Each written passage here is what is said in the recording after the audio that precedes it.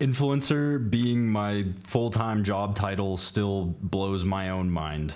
I think a lot of people look at this profession, if you'll even call it that, and think that it is a very low, time demanding, high finance rewarding type of career to be pursuing. And you effectively get paid to screw around all day and post silly videos. To a large extent, it's true. I want to show you guys a little bit of the behind the scenes story of how someone went from a borderline college dropout, inevitably actual college dropout, to full-time influencer in a position where I can, let's just say, very, very safely support myself for the next dozen years or so, if I chose not to work. The reason I started posting content on social media stemmed initially because I fell in love with the fitness scene. You'll see a lot of people come into the social media world, and typically I see patterns with guys that are the most successful coming at it from a money standpoint, a mindset standpoint, or a muscle standpoint. Muscle being the fitness industry. So I really did fall in love with working out. It came into my life at a time when I was grappling with addiction. I was just overcoming a cocaine addiction. I was still having relapses and returning to it more often than I would have liked to, but getting into the gym and exercising my body physically gave me another dopamine outlet. And that was huge, hugely impactful for my recovery. During that time, I was going through a lot mentally. I was going through a lot of pressure from my parents because I was attending university and I was not as good of a student as they believed I could be. I'm sure a lot of you might resonate when you hear people say growing up, "Oh, you're so smart. He's so smart, he just doesn't apply himself." They keep telling you how smart you are, how intelligent you are, but oh, just the grades don't come. Your intelligence is not reflected academically. I was one of those cases. The gifted child grown up into delinquent and didn't have any prospects for the future that it seemed like. It was always the constant reminder, make sure that you're going to your classes, make sure that you're doing your homework, make sure that you go and take your exams, because even those would be skipped sometimes. School had always been a negative place for me mentally. The connotation that it carried was always negative. I felt like I was judged and graded, and I really hated the concept of deadlines. I wanted to be at my own pace and do things on my own accord. Unfortunately, that's not how the education system works in the US, and so I had to suffer through it for a good long while until eventually I found a little bit of a passion for fitness and started seeing the videos that other people were posting online. I never thought that people could actually make this into a career. I knew there were some people like big YouTubers, and I had known that they'd been posting for 5+ years to get to the positions that they were at. It took a very long time. And it wasn't something that I knew how to do. I didn't know how to record videos or edit them. So this idea of short form content was unique. And I watched a lot of content creators and I wanted to copy them. In the back of my head, I started thinking, I could do that. And a part of me thought, well, they do this with their videos, they do that with their videos. I could do that better. He keeps tripping over his words. Maybe I could say this in this way. And I gave it a couple shots. What's really funny is that my content started out more on the thirst trap side of things. It wasn't blatant. It wasn't super obnoxious. It was mostly for comedic purposes. But I was parading myself around as a little bit of a pretty boy. And eventually, so on and so forth, I make enough videos, the topic of enhancements comes up. Now, naturally, anyone who's in the fitness world has heard of, considered, seen others use PEDs. And there's a lot of taboo around it. A lot of information, not all of it's true. And sometimes, especially at that time, this is 2021 TikTok, the best source of information you have is some dude in the comment sections telling you that this is how things are. That was the sentiment behind my video, is I need to come in and do a little bit of myth busting. Now, what credibility did I have to be doing myth busting? The first day I got into working out was also the same day I started researching PEDs. I knew from the get-go that the goal physique that I had was an enhanced one.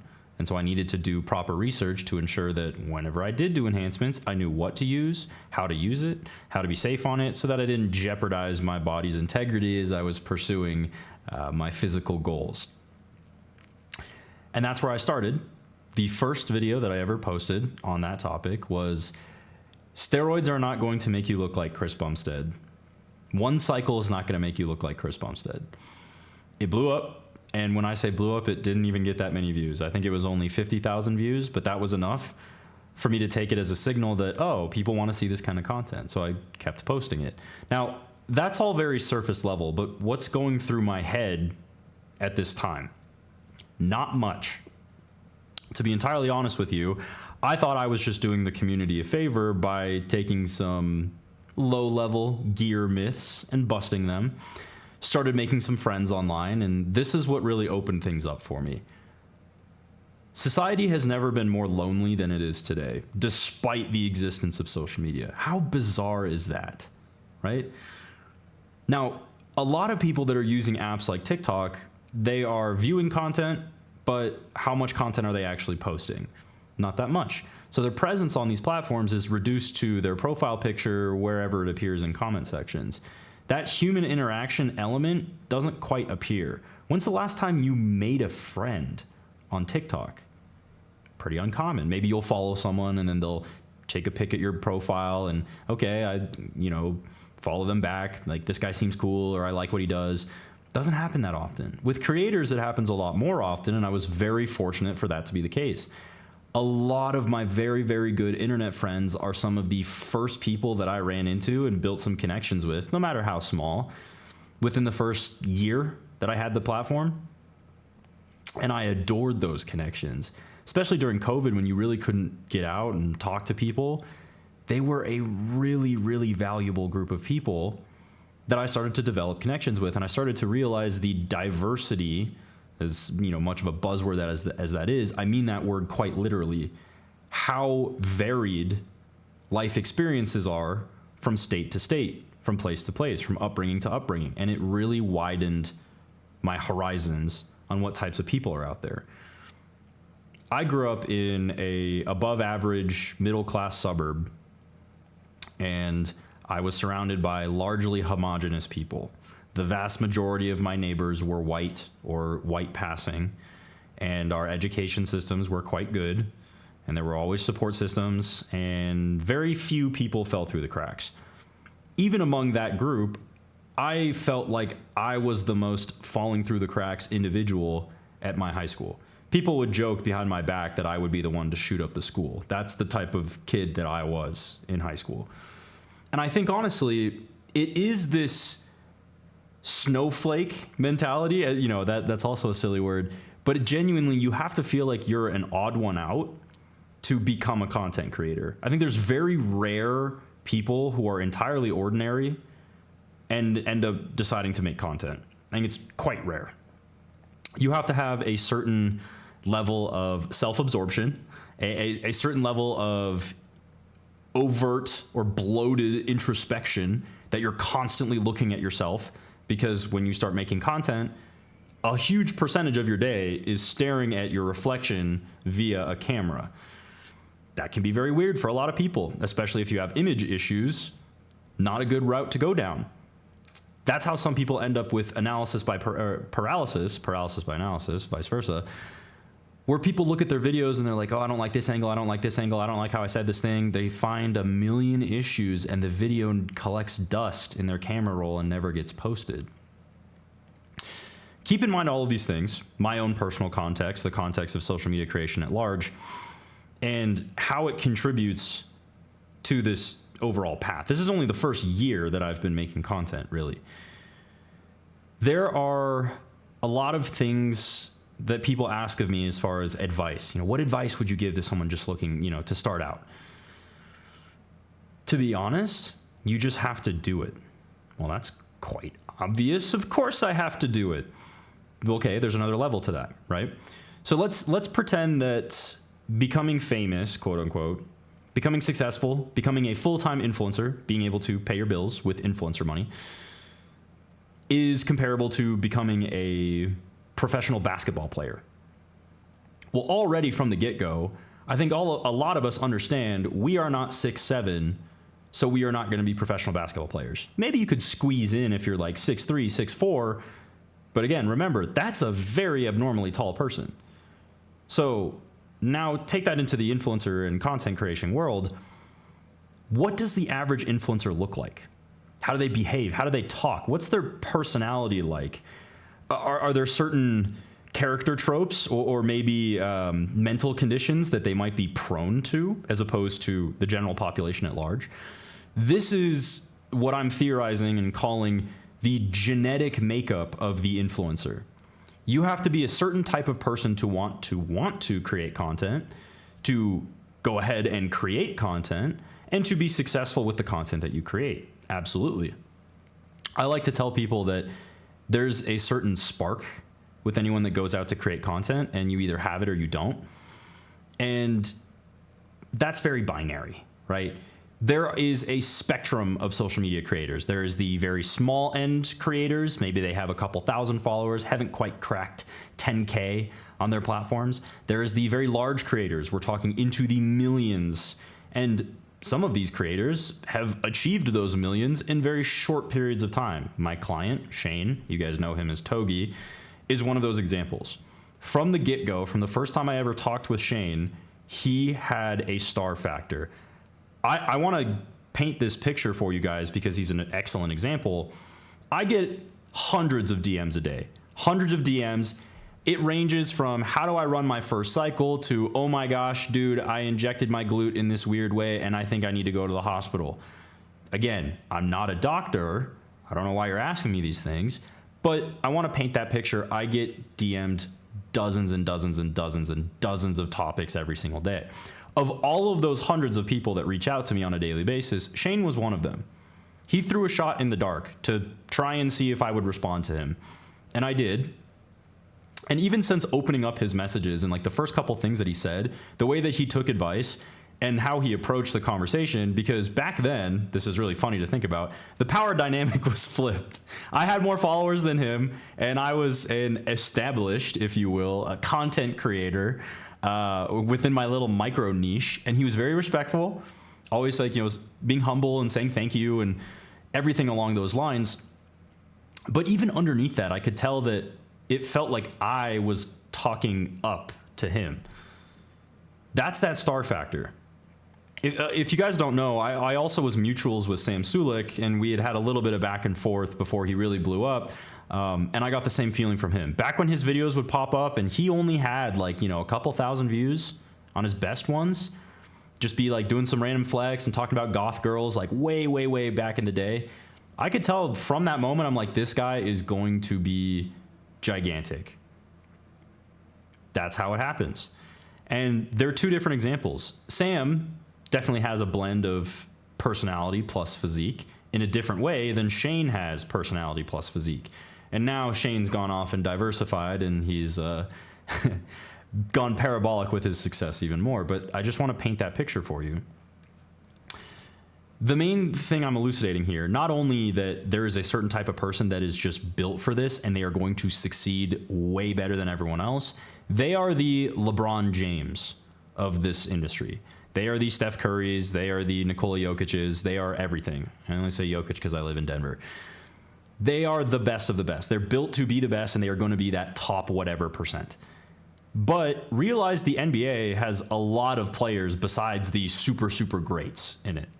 I'm not even really a basketball fan, so excuse me if my metaphors are bad. A lot of the players, maybe there's players that just warm the bench for a good chunk of time. But you're still in the NBA. You were spectacular in college and all the way up until that point to actually get drafted to a team. That is a huge accomplishment. That's the kind of influencer that I think a lot of people could become. But again, to get into the NBA at all, you still have to have that genetic something, that special spark. You have to be built a certain way. Your brain needs to be wired a certain way. And then there's people who maybe they don't make it to the NBA. They're in smaller leagues. Maybe there's people who just play in a beer league. Go take ball and chop it up with their buddies and shoot some shots and have a good time. That's what a lot of people use TikTok for. They just post videos that are kind of funny within their own little friend group, within their own little circle. Are they going to make it to crazy influencer stardom? No, but if you love posting videos for the sake of that, do it. Because over time, if you did this for an endless amount of time, I do think that you would get some sort of following, and maybe in 5+ years, you'd be able to monetize it. I have friends that have posted content for 7, 8, I think in one case, 10 years, just about 10 years, if we're rounding up. And it wasn't until that 8th, 9th, I think 9th or 10th year that they actually started making good money as far as influencer money is concerned. So I want to give you all of that as a disclaimer. I'm not here to say that anyone can do this. And I'm not here to make myself look like I'm some sort of a magic magician and like, I know all the things and you guys can't do what I do. It's not true at all. Everyone can try. Everyone has access to a phone. Josh Bryant called it a $0 lottery ticket. Every single time you post a video, you might as well post. And I think he's right. I definitely think he's right. I do think the game is rigged. Some people have better odds at going viral than others. Imagine a girl who was born exceptionally conventionally attractive. All she has to do is take her phone out and lip sync a video, and there's like hundreds of thousands of views on it. She doesn't have to try. You know, if she wants to start converting and monetizing her content, then that's a completely different scenario. But that is, in essence, what the starting point of content creation looks like. And so when people ask me about advice, getting into the influencer world, I always go back to that basketball metaphor. The other piece of advice that I have for someone who maybe they do feel like they have enough of that spark, you know, if we're saying basketball, like genetics, it's like height. Maybe you're not 6'7", maybe you're like 6'1", maybe you're like 6 foot, maybe you're even 5'11", but you have a crazy work ethic and you're like, I know I can make this work. Then I need to see you make that work. You do need to find ways that your content reaches people and connects with people and is meaningful and brings value. Everyone always says, oh, value creation. And I think it's a bunch of business talk baloney. But to a certain degree, it's true. So if you are that kind of person and you understand that you do want to pursue this, you want to give it a try, what does it look like behind the scenes? Everyone sees the influencer. Everyone sees the videos I'm posting. You don't need me to explain my videos. Behind the scenes, there is no script. I've never scripted any of my videos. They're all off the dome. There are influencers who do script, of course. I think it goes back to like, you know, talent versus training. If you can train your way to influencer success, it typically involves writing scripts, using AI to compensate for your weaknesses. That's all the practical side of things. Mentally, it is a weird world. You'll see influencers say stories all the time about like, oh, your friends from high school are going to see your videos and they're going to make fun of you. I never experienced that. I must have grown up with a high school that they were taught to keep their mouths shut unless they had something nice to say, and so I never really got exposure. There was a couple weird interactions, I'm sure, where I started posting on my main Instagram, which was still my personal Instagram at that time, my steroid videos. And so everyone from my high school saw it, and they saw it, and maybe they blindly double tapped and gave me a like, and maybe they're like, what is this kid doing? He has 300 followers. But they kept it to themselves, thankfully. They didn't say anything to me. The other thing that people will say is your friends and family, you know, like people you know more closely will start to see your content. I got lucky in that my parents don't use social media. Later on, it did circle back to them what I do. My friends, there was a girl I was dating at the time. She took issue with one of the videos I posted, said it was super embarrassing, and that relationship ended up falling apart. And that was kind of freeing because I had no one that was pushing their beliefs on me or their opinions on me. There was this element of shame and embarrassment. Whenever you go to post a video, you're sitting there in your room going to talk to a camera. At that time, I had roommates, and so if you watch some of my earlier videos, you'll see that I don't talk as loud. And it's genuinely because I didn't want my roommates to hear me. So starting out, that is something that you need to get over. But thankfully, content creation is like working a muscle. The more you do this stuff, the better you get at it. I also want to talk about the money side of things and how it connects to all of this because, again, remember, all of these videos that I'm posting for the first year, I did not make any money on social media. It was a thankless pursuit. besides people in the comments telling me, hey bro, like this is really good advice, thank you for this, or like I tried this supplement that you recommended and it really worked for me. That was all I got. Those are wonderful things to hear, but they do not pay my rent and they do not stop my parents from nagging me to get a job.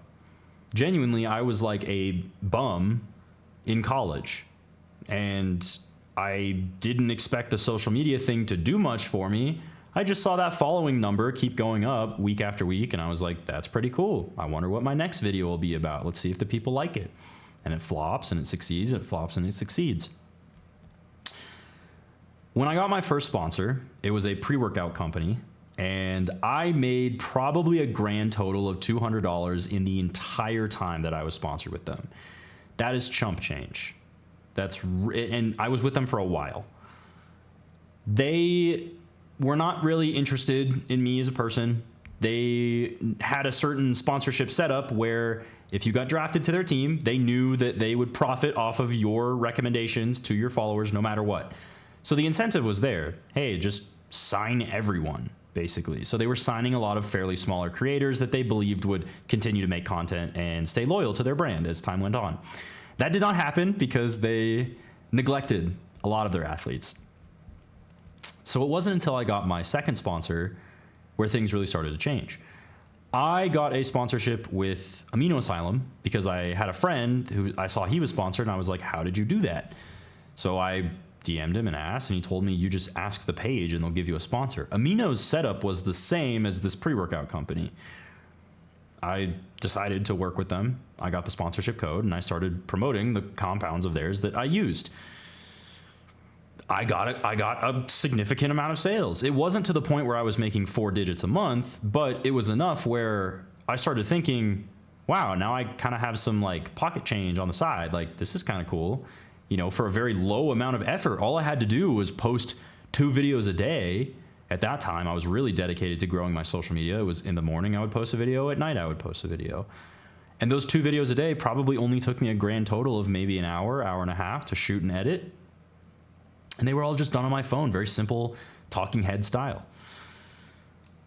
That was where the tipping point really came in, where I started to think, okay, maybe I could make some cash here, but it felt like a side hustle. It was never going to be a full-time job. I was still stressed about school. I still had to pass my classes and all of these things. I was not neglecting school as a result of, you know, $300 from Amino Asylum here and there. So things really changed when my friend, David Rao, got a sponsorship with a new company called Research M. Never heard of them before. So I DM'd David, he and I were friends, and I was like, whoa, what's this new company about? Like, are you still with Amino? Like, what's the, and he's like, yeah, this place is way better. I'm like, oh, whoa, oh my gosh, like, why? What's the difference? Quality, this, that, culture. Okay, all right. You know, everybody says this, they're influencers, they're incentivized to do this. So I kind of don't think anything of it. I think I ordered something from them and tried out their tadalafil, and I loved it. And then I got some outreach from them at one point, and they were like, hey, you know, we want to work with you. And the way that their team connected with me personally was potent, and it stuck with me. That was the first time that I realized a brand was more than a job, and it was something completely different. It was like a passion, like a calling, like a family. So when David was telling me that the culture is better, he was 100% right. And it was only going to get better after that point because I told my friends about the kind of culture that was growing there. The seeds were planted. It wasn't fully in bloom. And so I brought my really good friends into that company. And my friends, you know, as hopeful as I am that I'm a good judge of character, also brought that kind of energy to the company. And it was synergistic and everything grew together. And the number one thing that I remembered about this company is that they never had minimums for their influencers. They didn't say you have to make this many posts a month. They never said you have to sell this many products. They just said, hey, at the very least, you know, we would really appreciate it if you make 1 vid on us a month, but no pressure. Of 1 video a month? That blew, I was like, dude, I'll obviously do more than that, especially because the commission rate that they were paying at that time, it was, my gosh, I think like 3 times as much, twice as much as what Amino Asylum was paying. And so the incentive was there. The ownership was really kind to me. I decided, let's do it. Let's give it a shot. Let's start making videos about it. Start making videos about it, a couple videos here and there, talking about the compounds, showing the pictures of them in all my videos. And then it was October of that year. So keep in mind, the summer was when I first started posting videos. And it was probably the October of the following year. So I had been making videos for about, oh gosh, no, it was a lot faster. Springtime, I think I had started making videos, and then towards that fall, that first year was where things kind of took off for me. I had my first ever 4-digit paycheck in a month, and I went, wow, that's crazy. I've never seen anything like that in my entire life. What do I do with this information? And genuinely, it was huge to me, because you've got to keep in mind, at this time, I was a cocaine addict, and any $200 I had, I was spending on an 8-ball and taking all of it that weekend. Maybe sharing some of it with my friends and charging them like $7 a line. If any of you have dabbled before, that's egregious, and I was assaulting my friends with those prices because I wanted more money to be able to go buy more. So with that all put behind me, and now seeing, $2,000 in my bank account for the first time ever, that felt really, really good. But it wasn't to the point where I thought, oh, this could be a full-time job. I got some money. Like, this is kind of cool. I can DoorDash more food now. That was my scarcity mindset speaking through. And so I pulled up the exact numbers. The month of October I don't have, but I do remember that was the first time I hit 4 digits. I think it was like $1,000 or $2,000 for the entire month. So still below the poverty line, or below taxable income, excuse me. And then a couple months later, things started to pick up. January of 2023, I made $4,000 in a month. Fast forward until June, I made $17,000 in a month. Fast forward until December, 6 months later, I made $43,000 in a month. I went from not enough money to be taxed at the start of a year to top 1% in a year. That was because of a single brand. I don't say these numbers because I'm gloating or bragging, or because I'm selling a course or I'm selling business coaching. It's just my life. All of this has happened very suddenly, and keep in mind that was back in 2023. A lot's changed since then. I am very thankful for what I have, but also I just think a lot of people are curious, and maybe they'd want to see kind of behind the curtain a little bit. And I want to share this, that the internet especially dramatically accelerates how fast your life can change. Even, Shane's probably the craziest example, is because he went from basically nothing to millions in 6 months. Although it took me about a year, maybe, to get to a singular million. Shane's situation is very different. So the takeaway from this is that as you start making this kind of money, how do you think it changes someone's brain? A lot of guys, especially younger guys, they start making crazy money, and immediately their reaction is to blow it on frivolous things. Not that it's bad to go out and buy clothing. I bought this with my money, and this is Abercrombie and Fitch. It's not even that expensive. I like buying jewelry, so this is one thing, and my girlfriend bought me this. I'm a terrible example right now. These are Amazon.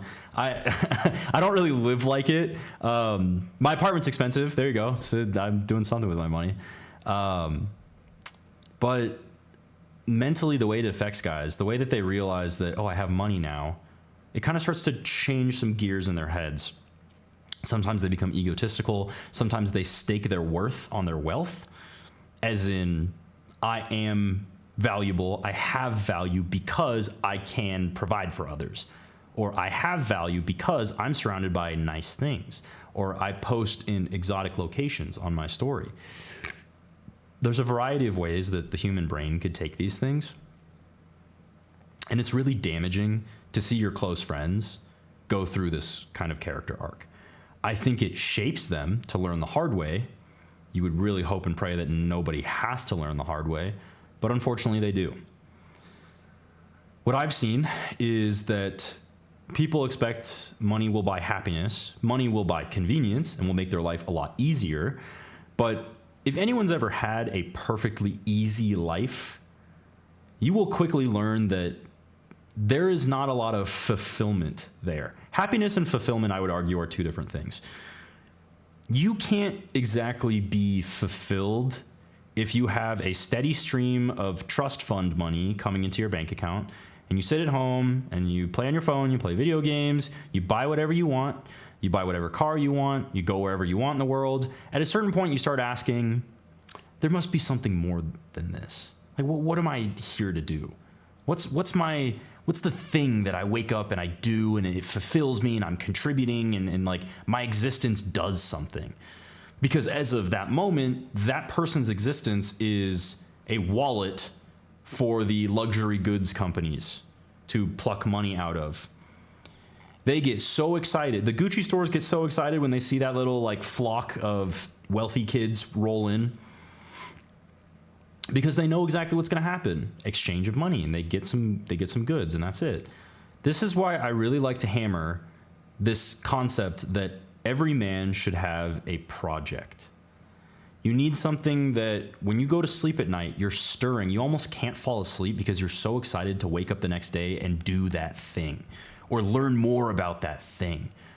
Like, you discovered for the first time that fishing is really fun to you. You love fishing. So an hour before you're going to bed, you're scrolling on your phone. You're like, oh, do I get this fishing rod or this fishing rod? What did my friend say? You go to sleep. You're thinking about it. You're like, isn't there that lake in that one place? You're thinking about, okay, the next morning you wake up. You're excited. You're like thinking, do I have time after work? Can I get out on a boat somewhere? Maybe I want a boat of my own. How much do boats cost? What's a good boat? Realize all of that. You know what that is? That's a project. A project is something that demands you to do research, to educate yourself, and to develop some kind of a skill that is necessitated by that project. So fishing, the project is maybe just becoming a better fisher. And sometimes it's not even about improving as much as it is about enjoying that thing. I don't like to use the word hobby because it makes it feel very basic and dull and, well, that's just a hobby of his. I like to look at it as that's a project. It's really a project of his. Like he's spent a lot of time and effort and energy on fishing or whatever that hobby ends up being. That deserves respect. When someone says that you have a project, it carries a certain respect with it. And that's the kind of feeling that I want to carry with this. Whereas hobby feels like it's dismissing it. There are men that spend hours a day on their hobbies. And I don't like that people dismiss that effort and that time and those resources poured into this thing by calling it just a hobby. I like to think of it as projects. It's also good to remember that your life has seasons. This is one of the biggest pieces of advice that I can give to young people. Not that I'm that much older myself. I'm only 25 years old. But life has seasons. You need to realize that the things that you care about with a burning passion today, in 10 years, you might not even do them anymore. The people that you like and that you consider your best friends, in 10 years, they might not even be there anymore.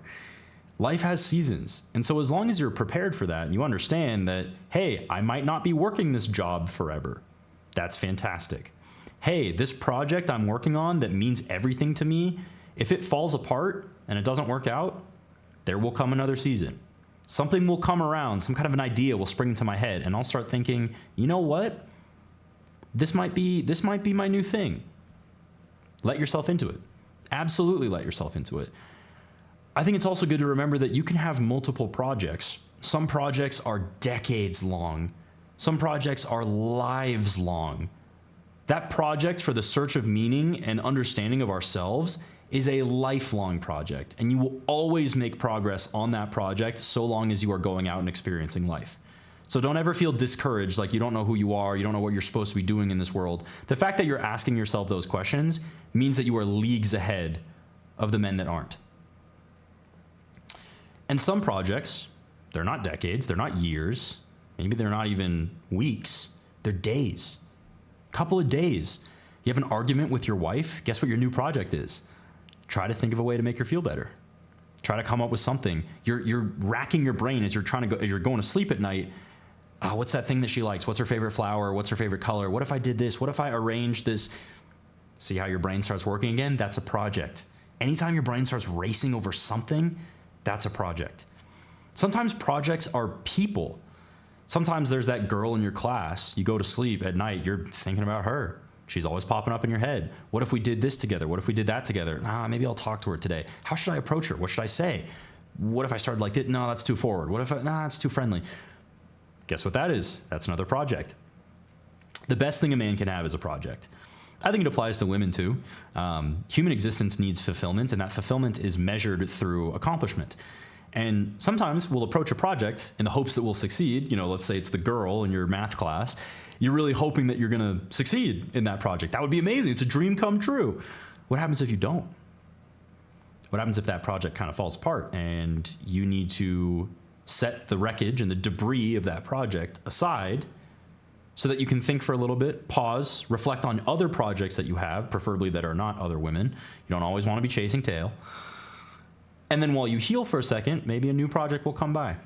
That girl walks into the coffee shop, you go, oh, I didn't know. Does she go to my high school? Why does she look familiar? That stuff happens all the time. So allow yourself to be open to life and open to how things change. Because if you aren't, and you believe that your life is going to stay the same way it is, you are forcing a winter of stagnation. You don't want to be in stagnation. You want to change. And sometimes change is scary. A lot of people get comfortable, especially once you have a wife, kids, you're comfortable. You want to stay there. That's what you know. You wake up at a certain time every day. You clock in for work at the same time every day. You go home at the same time every day. Your kid does this sport. Nothing changes. Like this is it. I got it all lined up. That illusion of control eventually will be taken away from you. Now, some people are lucky and that never gets tested. They get to have their beautiful routine for all 18 years of their kid's life. But then guess what? The time that your kid spent at your house, that was a season. And that child now is out in the world. That child is not a child. That child is an adult. They have to fend for themselves. What is the house like now that there's one less kid in it? What happens if you lose a child? You know, there are dramatic changes that will always occur in life. And so instead of being so caught up in trying to control the changes, best piece of advice I can give you is to control your own ship. Can't control the waters, but you can control the sails. That's how to look at things. The waters might be tumultuous and raucous, and they are really, really trying to push you over and drown you. And in many cases, it is a life or death scenario. I can speak personally for that. I have had many years of unfortunate self-thought and self-hatred, and I'm very grateful that that was a season because it shaped me. I would not trade that for the world. As damaging as it was, and as nice as it would have been if I got to live the happy-go-lucky pubescent experience, I did not, and it shaped me. So as you go through life, and maybe you are experiencing hardship, maybe you are experiencing change in ways that are unfriendly or unfamiliar, embrace it. Because there will be a version of you 5 years from now, 10 years from now, that will be so grateful that you had to go through those things. Feel every smile as strongly as you feel every pang in your chest when you're crying. Every teardrop that falls is just as valuable as every burst of laughter. This is true. It will shape you, and you need to be ready for that change when it comes. Now, that doesn't mean hyper preparing, you know, if this happens, then I'll do this. If this happens, then I do this, because you know what that is again? You're trying to control it. I think it's good for people to be prepared. I think it's good for people to be equipped, right? To be capable, but also that capability should not be placed entirely on preparation, but more on improvisation. So when things start rolling, you roll with the punches, and you'll be able to figure it out along the way. We don't all know everything. There's many wise adults that would tell you that the best part about being an adult is realizing that everyone else is pretending to know what they're doing. And to a large extent, it's true, but That's our goal. Our goal is to develop competency in whatever it is that we do. You know how good it feels to be good at something? If there is something that you do, even if it's something as simple as being a line cook at the restaurant you work at, something as extravagant as being a rocket scientist, be good at what you do, because a lot of people will be relying on you to deliver a certain thing.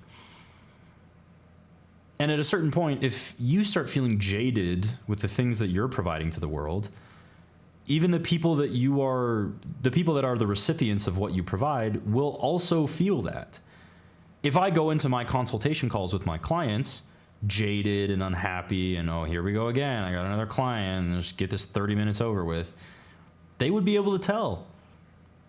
I want to be someone that's good at things so that when I have a client that's on a call with me, they look to me and they think, dang, this guy knows a lot. I'm so glad I booked with him. I feel like I'm in good hands. Like he's got me set. I can rely on him. You want to be reliable. 100% you want to be reliable. So take all of the things that I've just said and bring them back to that influencer life cycle. That influencer lifespan, if you will. Things have changed a lot for me in the past, 2 years now. Changed dramatically. I never would have thought I would have had anywhere near the resources that I have now, anywhere near the friends that I have now, all of these things that I'm really lucky to have. And if I didn't keep true to myself throughout this entire process, it could have been very negative. I could have very, very negatively impacted the people that are around me. I could have absolutely abused the financial blessings that I have and mistreated a lot of people in the process. And I have. I'm not a perfect person. There's been a lot of mistakes that I've made because of hormones getting to my brain, but also thinking that I deserve more because I have a certain place in, what do you want to call it? The digital society. Oh, I deserve this. And I have this much that I provide and this much that I bring to the table. Well, I'd better have this. It's a completely entitled way to look at life. And the most refreshing thing that I've been able to do throughout this process is remind myself the little joys in life. These are things that everyone can enjoy. You'll often have people bring the rich down to, not down to their level, but back down to earth when they imagine rich people still have their phones die on them. Can you imagine being a bajillionaire and you look at your iPhone, you're like, dude, it's dead. No amount of money is going to immediately resurrect your iPhone's battery. It's going to take a second for it to charge. They have to sit there and wait and fiddle their thumbs. Rich people, unless they have helicopters, have to sit in traffic. There's going to be some times where they're in their car and they get into some traffic. You can imagine them getting annoyed. You can imagine them getting cut off in traffic, getting pissed off, road raging. There's times where they'll find a bug in their bed. There's times where their water will not work or something electronic in their house gives out. It makes them human. And that's coming from the perspective of someone who doesn't have billions and billions of dollars. And so flip it from the perspective of someone who is very successful, whether that's, an amount of success that's maybe you've just cracked $100,000 a year for the first time, congratulations, or that's a kind of success where you've cracked 7 figures for the year, also congratulations. You need to do things that bring you back down to earth. Because if you think that the only way to enjoy life is bottle service and buying tables at clubs and going on expensive vacations, you'll very quickly learn that these are fun things. Of course, you have the assets. You are entitled to use them for enjoyment, of course. But if that's all you can enjoy, I think we've had a problem. I think that people who can only enjoy Nobu or can only enjoy Matsuhisa, which is one of Nobu's other restaurants, and they can't enjoy that local mom and pop sushi restaurant in their town, I think something's going wrong. It's good to remind yourself that the everyday joys are always going to be there. There could be a day where you wake up and through some kind of fraud or theft or something or other, all of your money is gone. That's why I really want to tell people you are not your money. Whether that's the $20 you have in your bank account and you think, oh my gosh, I'm so poor, I can't take my girlfriend out on dates. I want to tell that person, you are not your money. You can do things for her that are not monetary. And I need to tell that person with $20 million in their bank account, you are not your money. You are not the yacht. You are not the supercar. You are not the big house. You are not the hot wife or whatever. You're you, and you will always be you. That relationship with yourself is something that needs to be nurtured and fed, just like a plant. If you neglect that, over time, parts of yourself will start to wither. You'll start to feel very, very bad in your own skin, and you won't even realize why until it's too late. Now, I like to preface things when I say too late, I mean looking at yourself in a total state of disarray. It's the breaking point. You need to have that acceptance and coming to terms moment with yourself to realize things need to change. And then you change them. A lot of influencers are propped up by the synthetic feel good of fame and finances and floozies, if you will, that if it was to all go away, what would they have left? You know, is their personality throwing racks at their problems to fix them? Or is there something underneath all that? Do they really have a personality where you come across, where you come away from it and think, wow, he was really this type of person, this type of man? At your funeral, it is very unlikely that people are going to talk about how much money you made. Wow, he was so rich. He really worked so hard. He got tons of money. They'll probably say that you worked hard, but they're going to say that you worked hard for the benefit of others. You worked hard so that you could provide to other people. If you die a single man, I don't think your friends at your funeral are going to be saying that you worked hard to provide for other people unless you were buying your friends things. If you worked hard to provide for your children, I think that's a completely different story. Remember that the things that come out at a funeral are traits. They're representations of who you were as a person. It's not how tall you were. It's not how handsome you were and how you got all the girls and all this other stuff. They might include some funny stories in there, but the reason they'll include those stories is because they speak to your character. What kind of a person were you? Did you really go out of your way for other people? And when you were there for other people, was your presence a healing one? Was it humorous? Or maybe you were that friend that wasn't so good in the ushy-gushy emotional intelligence side of things, but when someone tested one of your buddies at a bar, you would be the first person to be up in their face. You were the necessary mad dog, and you stood up for your people. There are a million ways to be a good man. Don't cornhole yourself. Don't shoehorn yourself into just one area of what you consider good. There's all different flavors of good man. And that's why I think influencers and people who are pursuing content creation in general, they kind of lose themselves in the content.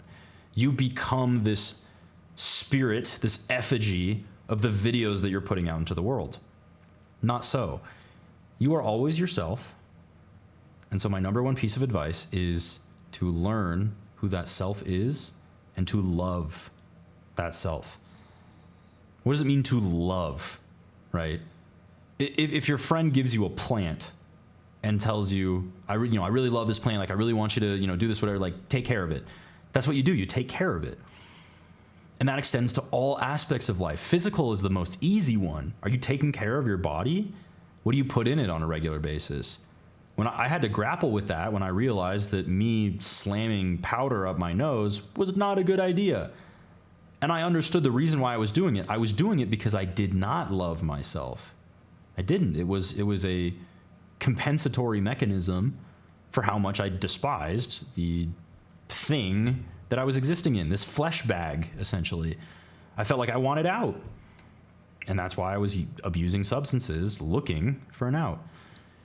Now, once you have that realization, then the next step is, how do I learn to love myself? That is a colossal question. And you can look for that both in yourself and also in other people. Why do these people hang around you? If you do have friends or if you have family, and your mom will always say nice things about you no matter what, but it's because she sees a character in you that you don't see. She sees you as a son. You see yourself as a man, a boy, a disappointment, maybe, a prodigy. What words do you use to describe yourself? You write all that out on a piece of paper. You start to get an idea of, this is who I say I am. And then if you start asking your friends, especially if you're going through some kind of like a rehab program, whether it's impromptu or actually professional. When I was getting clean of coke, I was not doing professional rehab. I raw dogged it myself. Asking your friends what they think of you, if they had to use like some words to describe you, like what would they say? It's a very vulnerable thing for a guy to get into with his guy friends, but it is tremendously important to start developing that kind of a connection with yourself. And if it's a negative one right now, don't worry, because that can be changed. Remember how I said earlier that everything is a season? This period of time where you hate yourself, or maybe you find issues with yourself that you just don't quite like this or don't quite like that, or wish this was different, wish that was different. If only I had more testosterone, if only I took this drug or took this peptide. And you are not the drugs, trust me. You are yourself, and that self will always be there. Can we get healthier? Can we get to a point of achieving a healthier self? Absolutely. When I first got on testosterone for the first time, it dramatically changed my life for the better. I was 22 years old, 23 at the time of my first injection, and it was colossal of an improvement because I had deficient testosterone levels and I started to look at myself in a much more positive light. All of those traits that I saw after using testosterone were there from the get-go. I just had more confidence in the type of person I was. For example, if you've seen my Snapchat stories, I love to watch anime. Big fan of it. Now, before, I would not be so confidently admitting that to 150 potential 1,000 viewers. I would be hiding that away because I would honestly think that it was a shameful part of myself and I wouldn't want to show it to other people. It's, well, that's like weird and unusual and I don't know, just people don't need to know about that. Now, who cares? It's a part of myself. I can unapologetically put myself out there, and some people might be like, yeah, bro, that's lame. That's cool, man. You don't have to watch it. It's the same as if you bought your dream car and your neighbor looked at it and went, what an ugly car. There's one of two reactions. The first reaction is, shoot, like he doesn't like it. Like, oh my gosh, is it an ugly car? You start looking at it critically. Well, I don't like the taillight there. And shoot, like, did I get a good deal on it? Did I pay too much for it? Was the paint color right? You start second guessing yourself. The second one is, well, it's not his car. It's not his problem. It's my car. It's the car that I drive. So his opinion does not matter. Everyone out there has the ability to voice their opinion. So be prepared for people to come at you with their opinions. Sometimes people will throw opinions at you in a hostile way. And that is unfortunately because people are bitter and hateful. I say this a lot, but some people are just sour and bitter. And it's because they haven't developed that love for themselves to project it on other people. What is in the heart comes out of the heart. If you do truly adore yourself and you are very confident in yourself, you have no need to go running around throwing insults at other people. Maybe if you're defending people that you care about, but again, that's a manifestation of care for another person. If you're someone who is very unhappy with yourself, very deep, like just deeply wretched, it is very often the case that the things that come out of you are equally wretched. They're not positive things. They're not friendly things. You don't really make people's days better. And think back on that. We've all said things that in hindsight we think, gosh, that was really spiteful of me. That was really just sour and icky. I didn't need to say that to that kid. Like he didn't really do anything wrong. I just, I don't know, kind of rubbed me the wrong way and I got pissed off. I want to say something. Did it make your life better? Probably not. So think deeply on those sorts of scenarios where a lot of the times the change that you're looking to see in the external world probably starts with an internal change. So if there is that piece of advice that I want to give to someone, and this video is loaded with a lot of those things, that's a huge topic. Huge, huge, huge topic is your relationship with yourself. I can't remind you enough times, you are only going to have one self. You are only going to be in this body. This is all you get. You know, we're not going to get into circles of samsara and reincarnation and like, well, what if I get a new one? For all we know, you are born You exist in this body and then you perish. This is what you got, man. I think if you are a heaven person and you go to heaven, I don't know exactly that we're going to be in these bodies. I think things are going to look a little bit different up there. When you come to that realization, you only ever get one.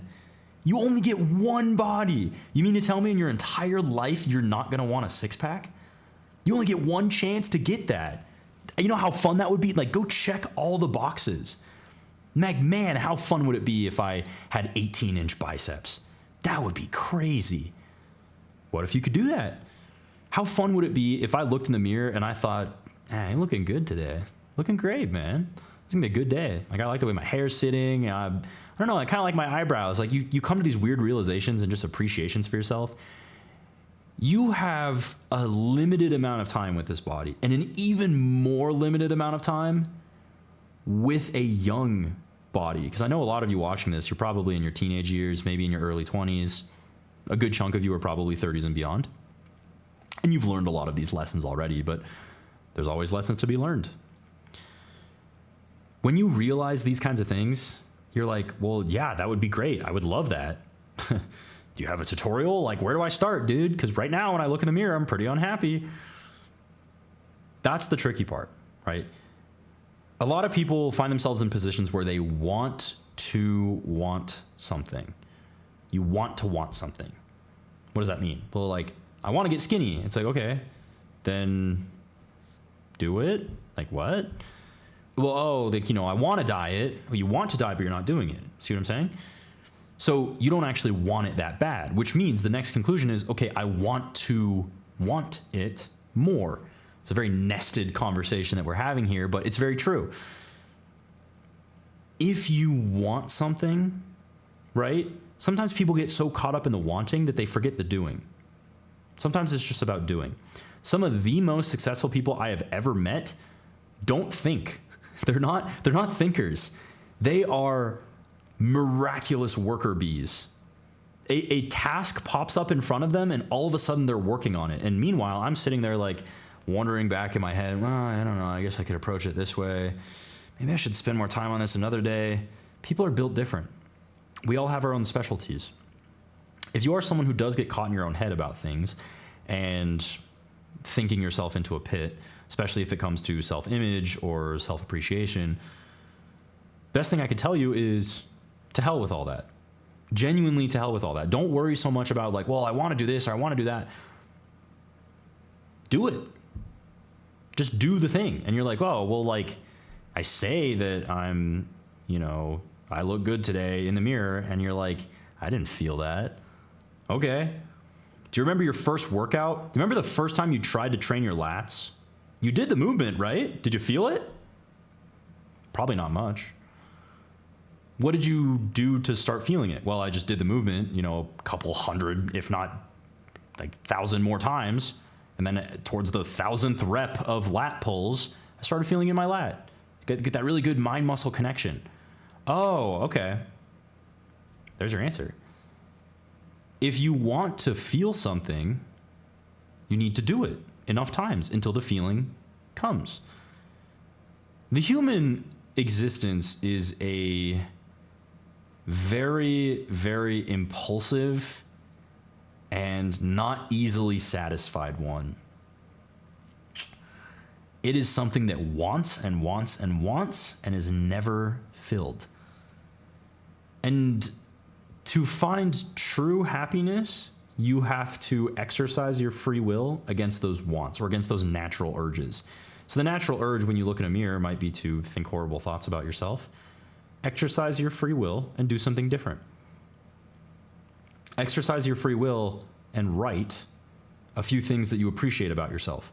You might think that you're the ugliest dude on the planet. You might think that you hate your hair and you hate your ears and you hate your nose and you hate how you treat people, but you really like that when you take your mom out to dinner, she's really happy and like you can do that for her.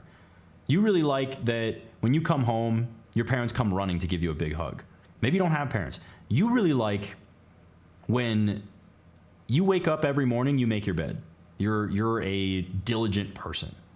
There is always a redeeming quality about a human unless they are not alive. That's it. If you're a corpse, you're not even really a person anymore. You're an object, unfortunately. Now that creates some weird ramifications, so we're not going to go there. But genuinely, if you are existing, if you are breathing, you at the very least have to appreciate your capacity to make someone else's life better. You could write in that notebook, I really like that I have functioning legs. And you're like, this is stupid, Tanner. Why would I do that? You don't appreciate the things you have until you lose them. Most obvious metaphor that a lot of motivational speakers will use. When you get sick, all of a sudden you're like, oh, please, I just need healing. I'll go back to normal. And then you're like healed. And the day you're healed, you're like, oh, I'm starting to feel better. Oh, thankfully that thing's over with. The next day, normal. You don't really like, pray appreciation over the fact that you have good health. There are a lot of things that you possess that you don't even realize are complete blessings. And I'm not trying to say this to make you feel like you're privileged and you have things that other people don't. I mean, genuinely, if you imagine that you were created for some kind of a very specific purpose, play along with me here. If there is some sort of a creator figure and he created you for a very intentional purpose, he gave you very specific traits. He wired your brain in a very specific way. He gave you the struggles that you have, the predispositions to the things that you struggle with, because through the conquering of those struggles, you would be a much better man than you are today. Those are all things that you could write down as something that you really appreciate about yourself. And in due time, all of those things will bear fruit. You plant those seeds, you nurture them, you water them, things will grow. And things will change. So if social media, all of that world is either very chaotic and too much for you to deal with just as an outsider, or you're someone who's neck deep in it and you're really pursuing down this road, the biggest takeaway is to not lose your sense of self, to maintain that relationship, to nurture that relationship, to feed the good traits in your body so that they will flourish and that in your later years, you will be able to exercise the fruits of those labors later on. Good talks with Tat. I'll talk to you guys next time. Hope you're doing well. Have a good night.